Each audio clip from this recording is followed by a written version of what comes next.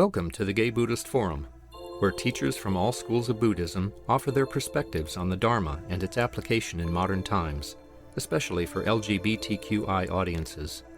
These talks are offered freely to the world and made possible by appreciative listeners.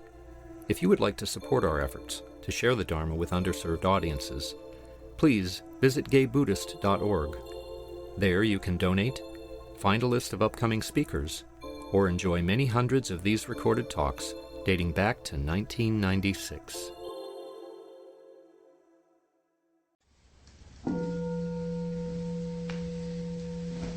Welcome back to the Gay Buddhist Fellowship. Our tradition is to go around and introduce ourselves, our first name, and then I will introduce our speaker. My name is Tom. Grisha. Joe. Michael. Bob. Don. Jim. Kay. My name is Michael. I'm Brad. My name is Henry. Patrick. I'm Jack. My name is Ray. I'm Clint. Larry. Matthew. My name's David. Jeff. Stephen. Roy. Yao. Baruch. My name is Mark. Jay. I'm Richard. My name is Jerry. I'm Hal. I'm Paul. I'm Doug. Chuck. David. Richard. Francis. Peter. George. Yes. Excellent. And actually, so just by show of hands, are any of you here for the first time or after a long absence? Great. We will try and make sure to greet you as we have a social period afterwards. So it's, actually, before I introduce our speaker, I wanted to mention a couple of dearly departed from this last year who have candles lit for them as well. Just last weekend, we lost John Adraka, a dear teacher, who actually, we were on retreat. We were just closing our heart circle when she passed. Mm-hmm. And she had led us in retreat a few years prior, and it was a real hoot. So we had all gathered and signed cards for her. Her birthday recently was quite recent. So everybody had her in mind because we just signed these cards and stuff, and so that was when she passed. So I kind of like to think she's with us. And then Paul Connolly we lost several months ago. So he was a member, infrequent on Sundays, but very regular coming to our retreat. So is there anyone else that we lost, or anyone who would like to vocalize?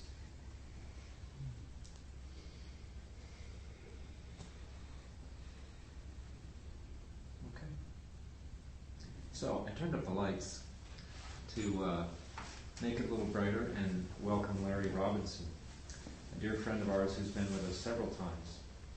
Larry has been a practicing Buddhist for 47 years, mostly in the Zen and Vipassana traditions. He's a member of the Occidental Laguna Sangha in Sebastopol, studying with Bruce Fortin in the lineage of Suzuki Roshi. A longtime environmental and social justice activist, he is a retired ecopsychologist and former mayor of Sebastopol. He serves on the board of directors of the Center for Climate Protection and the board of trustees of Meridian University. His large and foolish project, in the words of Rumi, is to restore the soul of the world through reawakening the oral tradition of poetry. He is also the founder and producer of Rumi's Caravan. Thank you, Tom. Welcome. Thank you all for welcoming me. It's a great pleasure to be back here with you. I'm going to start with a poem written about 80 years ago by William Butler Yeats on the eve of the Second World War, a time that kind of resonates with the time that we're living through. He says, "Turning and turning on the widening gyre, the falcon cannot hear the falconer. Things fall apart. The center cannot hold. Mere anarchy is loosed upon the world. The blood-dimmed tide is loosed, and everywhere the ceremonies of innocence are drowned. The best lack all conviction, while the worst are full of passionate intensity. Surely some revelation is at hand. Surely the second coming is at hand. The second coming. Hardly are those words out, then a vast image out of Spiritus Mundi troubles my sight. Somewhere in the sands of the desert, a figure, lion-bodied with the head of a man, its gaze blank and pitiless as the sun, is moving its slow thighs, while all around wheel the shadows of indignant desert birds. The darkness drops once more, and now I know that 20 centuries of stony sleep were vexed to nightmare by a rocking cradle. And what rough beast, its hour come round at last, slouches toward Bethlehem to be born? So I think many of us know in our hearts that we are living through a time of anarchy and chaos and increasing violence. And the question that's constantly in my mind, and I think for many people I know, is how do we live consciously and full-heartedly in such times? So that's what I want to talk about this morning, is how the path that Buddhism offers toward full-hearted, engaged living in a time of chaos and uncertainty. And first I want to just acknowledge the word chaos does not mean necessarily randomness. Chaos is the Greek word for womb, the source of everything that we know. So we can imagine that the chaos that we are experiencing is where something new is being born. And there's a new science of chaos theory or complexity theory that studies nonlinear systems. And one of the observations of this study is that as nonlinear systems become more complex, they move farther and farther from equilibrium. And a certain point of disequilibrium, new orders of structure appear that were not visible before, or were not even possible before. So it turns out that reality in this universe is a sandwich of order and chaos, but increasing levels of complexity. So just want to invite you to hold that thought as we talk about a Buddhist approach. Now, Buddhism teaches that there are three characteristics of existence. Dukkha, meaning suffering. Anicca, meaning impermanence. And anatta, meaning no self. Now, dukkha is usually translated as suffering, but in Pali, the language in which Shakyamuni taught, it has a more nuanced meaning. It actually means something more like the unsatisfactoriness of life. In other words, the things that we think will give us satisfaction, that we pursue, never really do. So in that is the root of our suffering. And hatred, greed, and delusion are the three causes of the suffering within this world of dukkha. When we try to hold on to something that is changing or moving away, we create suffering. We try to push away what is coming toward us, we create suffering. In our delusion of our own separateness from everything and everyone else, we create suffering for ourselves and others.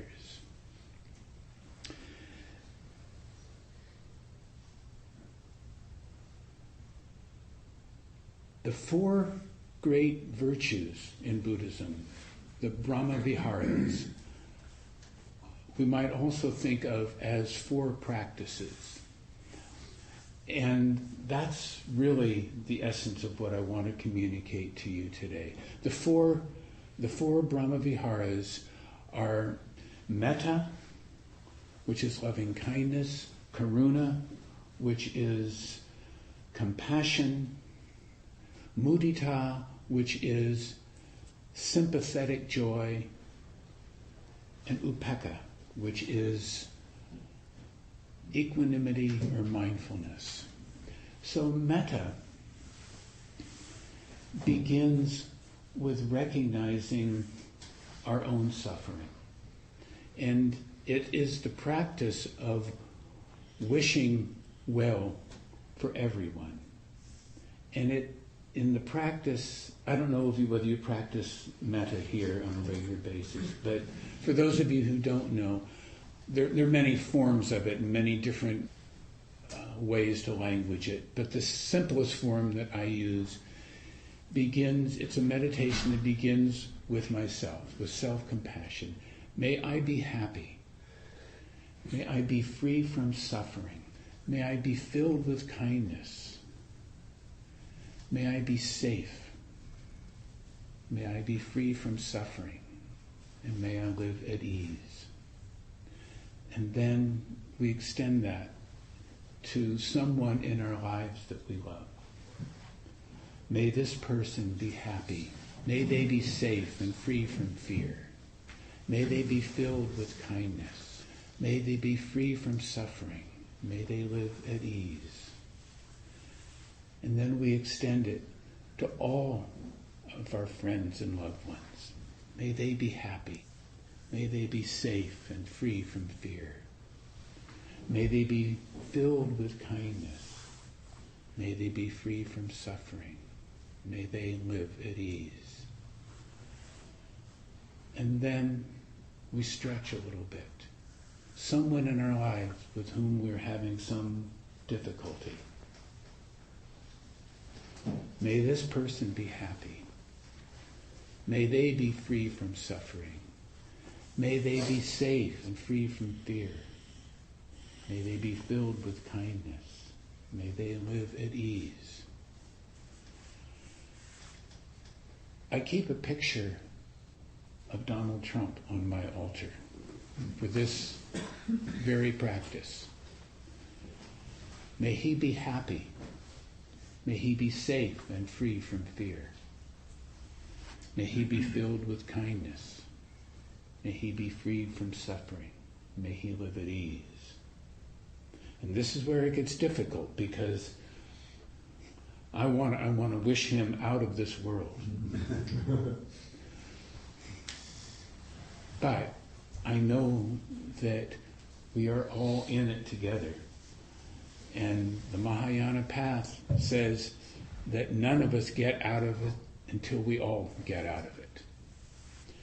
So if someone like Donald Trump is truly free from suffering, and his heart is truly open, and he's truly free from fear, he's not going to be doing damage in the world. So rather than wishing him dead, I'm wishing his liberation and enlightenment. And that's where the heart has to struggle to open. That's where the practice hits the mud. So may all of my enemies be happy. May they all be safe and free from fear. May they all be filled with kindness.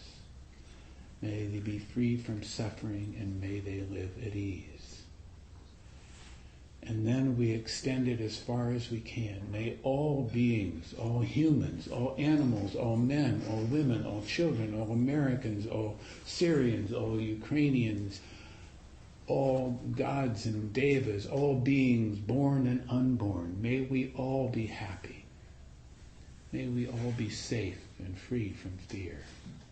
May we all be filled with kindness. May we be free from suffering. May we all live at ease. So that is the first of the Brahmavihara practices.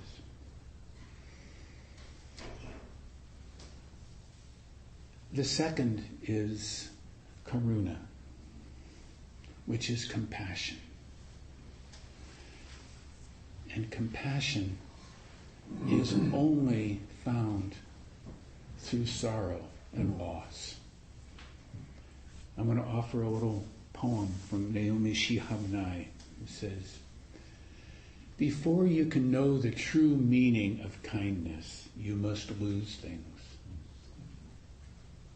Feel the future dissolve in a moment like salt in a weakened broth. What you held in your hands, what you counted and carefully saved, all that must go so you know how great the desolate landscapes can be between the regions of kindness. How you ride and ride, thinking the bus will never stop. The passengers eating maize and chicken will stare out the window forever. Before you can know the tender gravity of kindness, you must travel where the Indian in a white poncho lies dead by the side of the road. You must see how this could be you, how he too was someone who journeyed through the night with the plans and the simple breath that kept him alive. Before you can know kindness as the deepest thing inside, you must know sorrow as the other deepest thing. You must wake up with sorrow. You must speak with it until your tongue grips the thread of all sorrow and you see the full size of the cloth. Then you know it is only kindness that means anything anymore. Only kindness that wakes you up in the morning and ties your shoes and sends you out to purchase bread and mail letters. Only kindness that lifts its head from the crowd of the world to say, "It is I you have been looking for all your life," and then goes with you everywhere like a shadow or a friend. And when you truly drop into your own grief, into your own sorrow, as the poem says, you see the full size of the cloth. You see that we all are suffering. We all are struggling. Even those people who don't know or acknowledge their suffering and act it out on the rest of us. We are all suffering. We are all burning. And we are all here for such a short time, which is both the good news and the bad news. So coming back to anicca, impermanence, one of the three characteristics of existence. When we fully get how absolutely ephemeral everything is, we have no choice but to let go. How perfect that this altar is here, because the Day of the Dead, when the veil between the two worlds is so thin, we're reminded of how many of the people we have loved are no longer with us. And yet they are with us in our hearts. There's another poem that comes to mind from Wendell Berry who says, "No, no, there is no going back. Less and less you are the possibilities you were. More and more you are those lives and deaths that had belonged to you. You would become a sort of grave containing much that was and is no more in time, beloved, then, now, and always. And so you become a sort of tree standing over a grave. Each day you are more and more able to welcome each day that arrives, young, to disappear forever, yet remain unaging in the mind. Each day you have less and less reason not to give yourself away. Which brings us to another aspect of impermanence, which is actually one of the 30 characteristics. Anatta, no self. And this is a challenging one to understand. Buddhism teaches us that the definition of ego is the illusion of separateness. So no self doesn't mean that we don't exist. What it does mean is that we don't exist separately from anything else or anyone else or everyone else. That our existence depends utterly on everyone and everything else, as does our happiness and our suffering.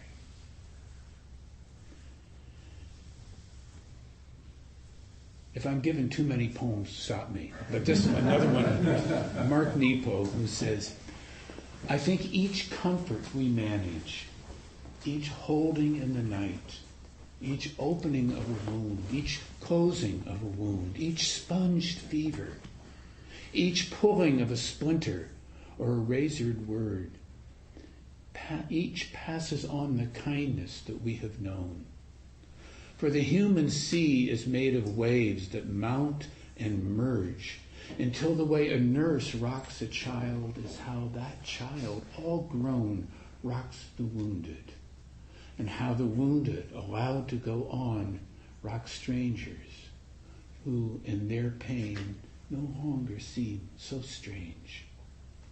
Eventually, this rhythm of kindness is how we pray and suffer by turns. And if someone could watch us from inside the lake of time, they wouldn't be able to tell if we were dying or being born.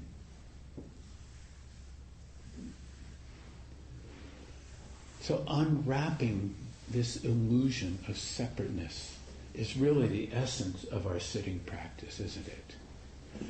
As we sit, whatever our practice is, we gradually begin to notice the difference between the thoughts, the feelings, and awareness itself.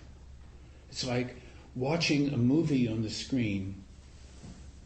Sometimes we can remember that it's a movie. And the more we sit and meditate in this gradual process, there's a loosening that happens, and we're not taking ourselves so seriously. And we're not taking our suffering so seriously. And we're not taking our opinion so seriously. One of my favorite sayings is from Hui Neng, the sixth Zen patriarch. He says, the great way is exceedingly simple for those who cease to cherish opinions. Now, he's not saying don't have opinions, because opinions come with the territory of being human, of having a mind. We can't help but have opinions. But we don't have to cherish them, and we don't have to believe that our opinions are the truth, because at the very best, our opinions are only an approximation of the truth. And usually they are far off the mark. So the great way is exceedingly simple for those who cease to cherish opinions. So the third Brahmavihara, the third great noble quality of mind or practice is sympathetic joy. That means looking for the happiness that you see around you and letting that fill you with joy. The great Indian sage Shantideva said that the source of all suffering in the world is seeking happiness for oneself. The source of all happiness is seeking happiness for others, which is why the path of service is probably the most direct path, because it puts you right into the presence of suffering and joy. And when you lean into the suffering that you encounter rather than pulling away from it, the practice is to open your heart even more to the suffering. And then the happiness comes. Happiness is the kind of thing, the more you seek it, the more it eludes you. But the practice of leaning into the suffering brings the joy. And when you see the joy in others, to take joy in that. And to seek out the beauty in the world. You know, it may be that a diagnosis for our time is not so much a political dysfunction as a spiritual dysfunction, resulting from a loss of beauty. So perhaps it is our spiritual obligation to bring beauty into the world and acknowledge it when we see it. Not at the expense of acknowledging the suffering, but to hold it, to hold them both. Carl Jung says, emotional maturity is not about resolving the paradoxes and the conflicts, but growing large enough to contain it all. Another poem by Jack Gilbert. It's called A Brief for the Defense. He says, sorrow everywhere, slaughter everywhere. If babies aren't starving someplace, they are starving somewhere else, with flies in their nostrils. But we enjoy our lives because that is what God wants. Otherwise, the mornings before summer's dawn would not be made so fine. The Bengal tiger would not be fashioned so miraculously well. The poor women at the fountain are laughing together between the suffering they have known and the awfulness in their future. They are smiling and laughing while someone in the village is very sick. There is laughter every day in the terrible streets of Calcutta, and the women laugh in the cages of Bombay. If we deny our happiness, resist our satisfaction, we lessen the significance of their deprivation. Let me say that again.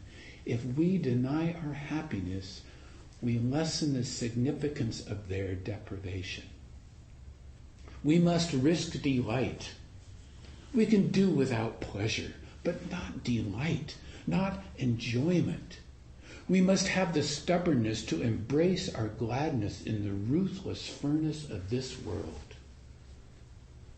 To make injustice the sole measure of our attention is to praise the devil. If the locomotive of the Lord runs us down, we should give thanks that the end had magnitude. We must admit that there will be laughter and music and beauty despite everything. We stand at the prow again of a small ship, anchored late at night in the tiny harbor looking over to the sleeping island. The waterfront is 3 shuttered cafes and a single naked lamp burning. To hear the sound of oars in the silence as a rowboat comes slowly out and then goes back is truly worth all the years of sorrow that are to come.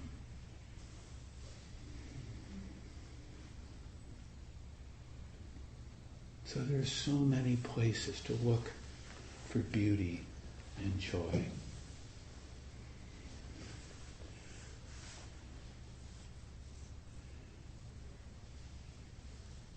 Like the old philosophical question, if a tree falls in the forest and there's no one to hear it, does it make a sound?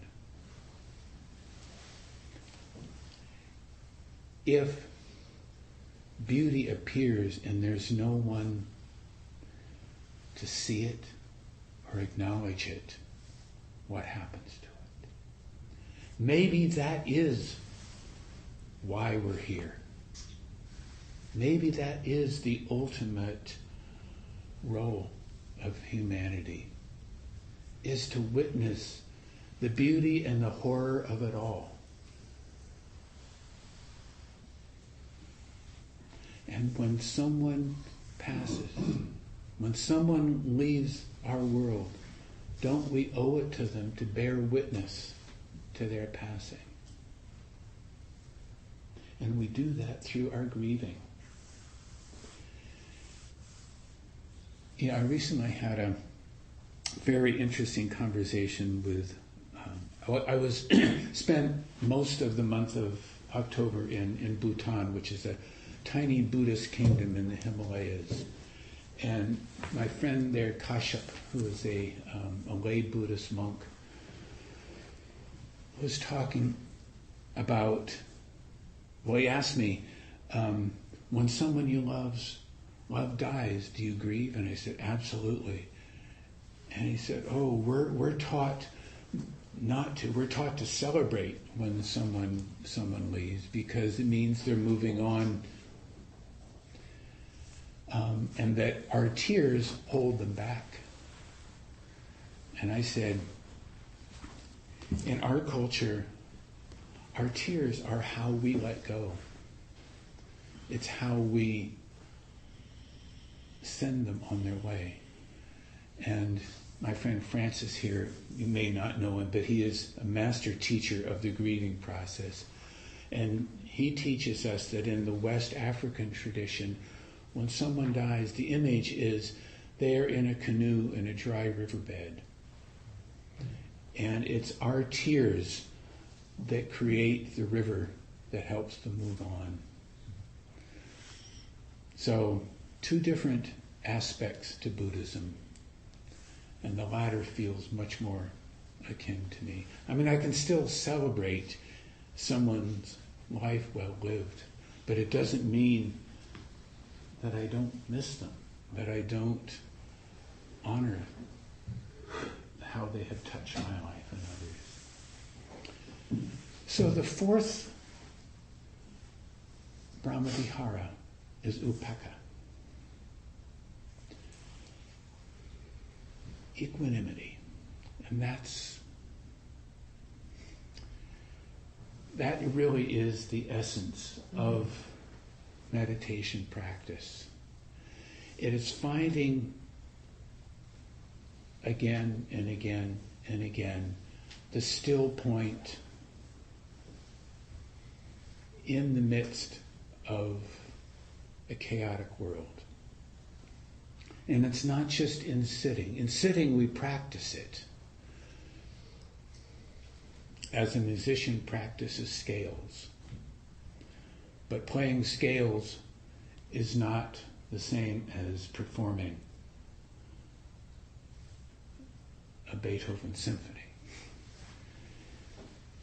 It's when we're out in the world, in traffic, in work, in confrontations with friends and enemies, in dealing with the world as it is, that we rely on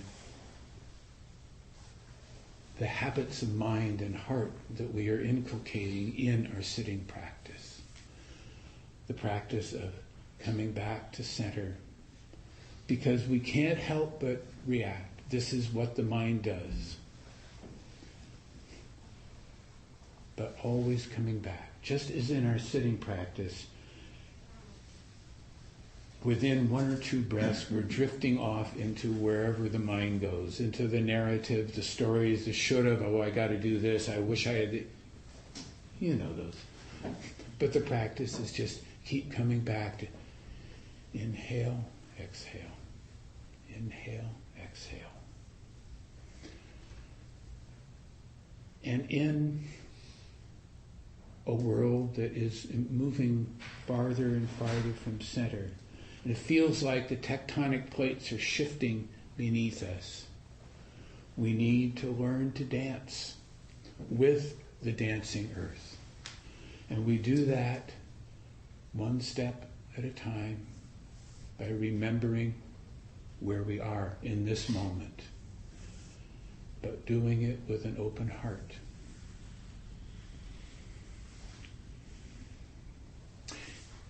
I'm going to share another poem that I don't have memorized yet. I'm close to it.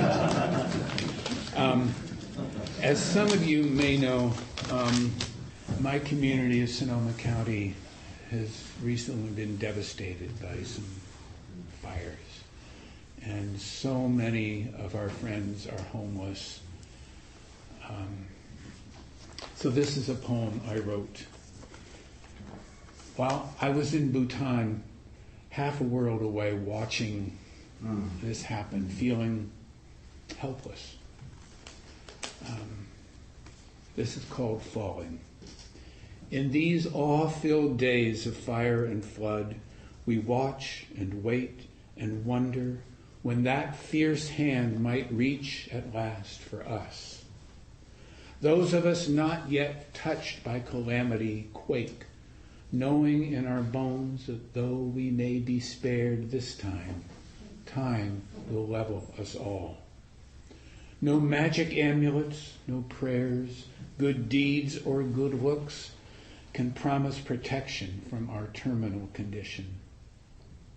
And those who have watched a child swept forever from our arms, or fled the flames that swallowed our hopes and our memories, or hid from the bombs or the predator's gaze, know that nothing now will ever be the same, as if anything ever were. For all of us are falling, like ashes, like rain, like petals or leaves, but we all are falling together. And if we knew in truth there was nowhere to land, tell me, could we know the difference between falling and flying? And this touches again on impermanence. When we are caught in the illusion of permanence, then we try to hold on to what is already changing, what is already past. One of my favorite Zen koans is a very simple one. This precious jade teacup is already broken. It's a reminder to continually let go, which is what we do with our breath. If we don't let go, we can't breathe in again. So we always have to let go. Now, the three treasures of Buddhism.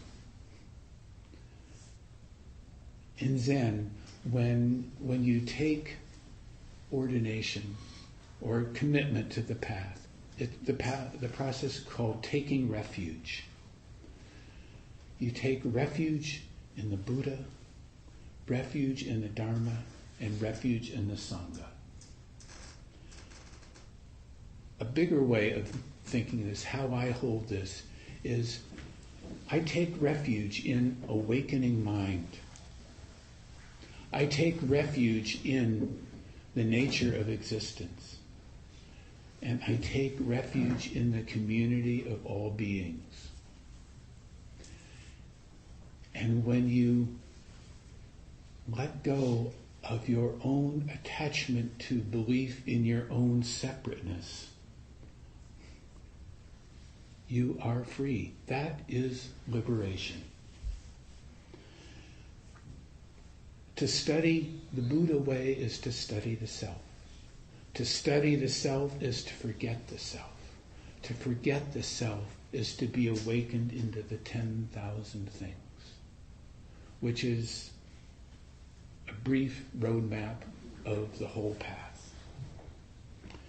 So I'll leave you with one final poem, and then if you have any questions or comments, I think we have time for a few minutes. This is another of mine, called Rise and Fall. Let go of fear and rest in that which is. For peace, like love, comes to those who allow it. Let go of fear and rest in the stillness. Watch the breath rise and fall. Watch the tides rise and fall. Watch statues rise and fall. Watch towers rise and fall. Watch walls rise and fall. Watch empires rise and fall. Watch the breath rise and fall. Let go of fear and rest in the arms of the one who has always held you, the one who holds oceans and atoms and empires and stars. Let go of fear and watch what happens next. Thank you very much for your kind attention. So we have a few minutes of... Yes. Yes.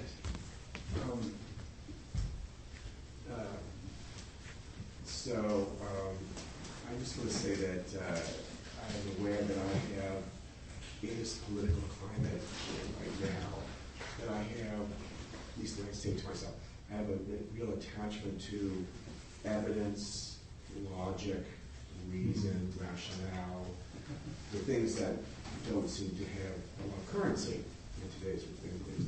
And so I don't know, I struggle to know how to kind of hold that for myself. So I'm not really asking a question, but just making what's going on for myself. So. It's vitally important that people speak up for reason and evidence and reality.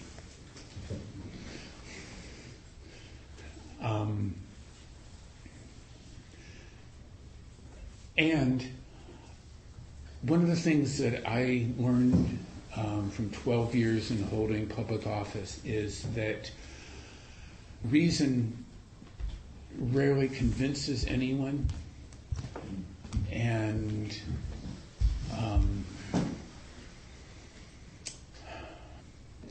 people make their decisions based on emotions and on the story that they believe. And as you know from your own meditation, there's a difference between reality and our story about reality. But politics is all about storytelling. So I think we need more and more skilled, competent storytellers to tell the story that you're describing. So I hope that helps somewhat. Just relax your expectations of being able to convince people with reason. And you'll have a lot more fun with it. Yeah. Thank you for a gorgeous presentation this morning. I'm very moved. At our retreat last week, Steve Turney quoted Maya Angelou saying that people won't remember what you say or what you do, but they'll remember how you've made them feel. Mm-hmm. Which I think is to the point you just... Yes.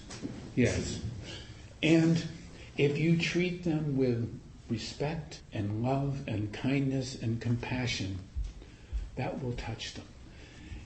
And the old the old story of how the sun and the north wind got into an argument over which was stronger, and so they see a traveler walking down the road, and the wind says, "I'll make him bundle his coat." So the question is, who could get his coat off? So the north wind tried to blow his coat off, but the man just held it tighter. The sun came out and shone and warmed him up, and he threw off his coat. I didn't tell that very well, but you get the gist of that. But it doesn't, I'm not saying give in to the forces of ignorance, but counter it with love and truth.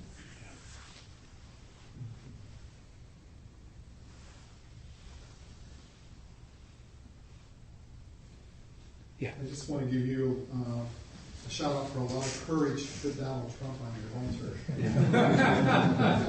And I've known that because I tried doing that with George W. Bush. Yeah. And I understand, and it's like that's where we really need to go. But still this thing about, am I giving him my power by doing it? But I know I'm not. Yeah. It's like this. Right. Mara is right there. Exactly. Yeah, and the real struggle is with Mara. Yeah. And in that last hour when Buddha was sitting under that tree and Mara challenges him, "What right do you have to deny me?"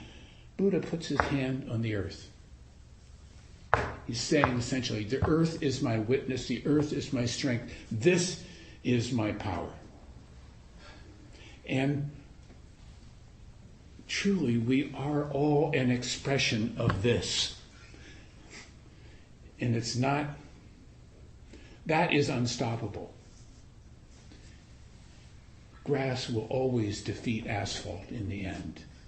Rivers will always wear down dams. Would you recite this fetid earth? Oh. This fecund earth has lain covered long enough. It wants to throw off its asphalt blankets, to stretch and yawn and send forth 10,000 blades of grass. Behind their dams, rivers dream of the sea, yearning to burst their bonds and run wild once more, to feel the caress of the banks and beyond, to sing their ancient songs of joy and abandon. Something has been calling to you for longer than you can remember, calling you to step out into the light, into your life. It doesn't matter if you think you're ready or not. The time has come. Roll away the stone. Roll away the stone. Thank you, Doug. And thank you all. Thank you, Larry. Thank you, Tom. Next week, our speaker will be Bill Weber. No. Impermanence. So David Lewis is going to be here. Bill will be with us. Okay, that's right. David Lewis. Wonderful.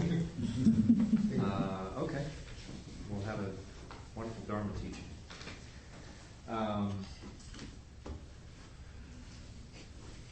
Giving.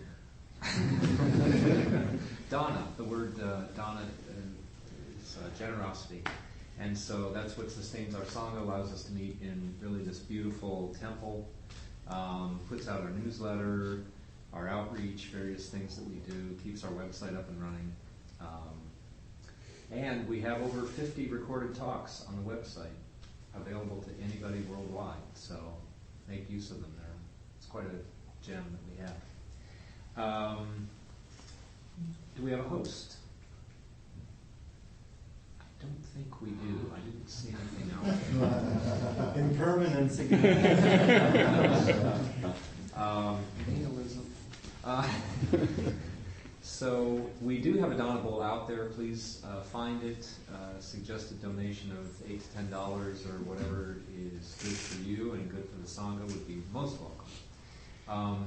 There is tea, however. I did heat up the hot water. There's hot water and tea, and there might be a few spare cookies out there. I don't know.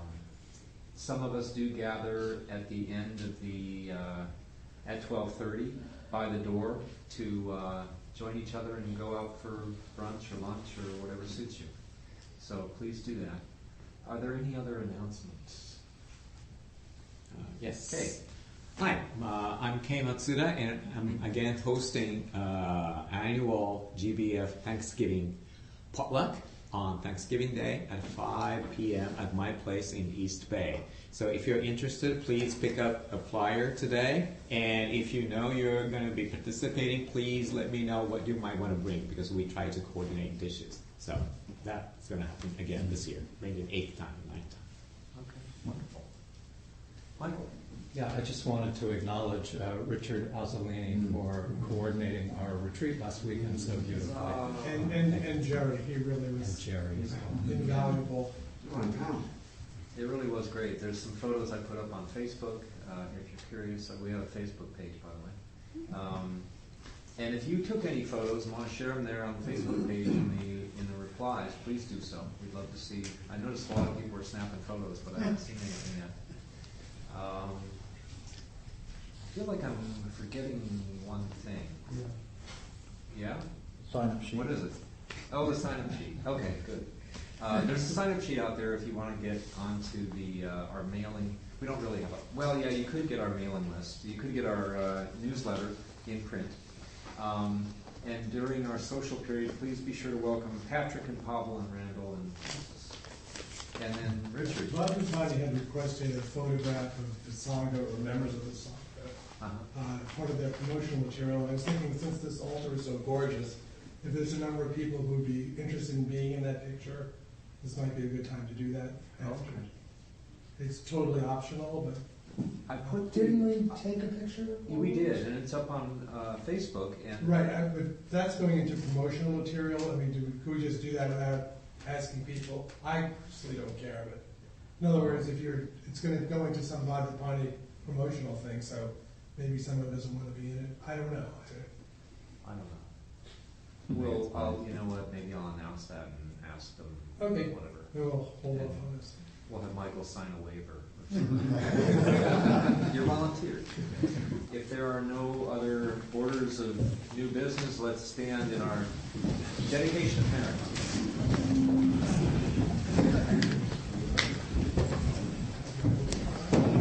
I'm good.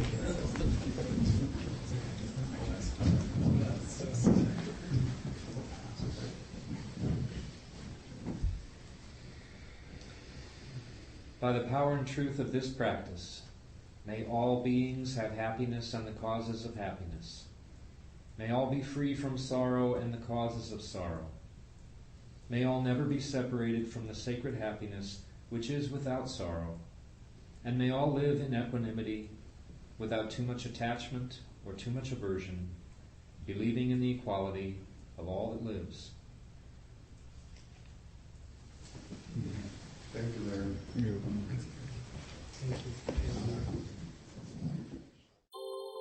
Thank you for listening to the Gay Buddhist Forum. If you would like to hear several new talks per month and be notified of upcoming speakers so you can participate live, please subscribe to this podcast, like us on Facebook, and join our mailing list by visiting gaybuddhist.org.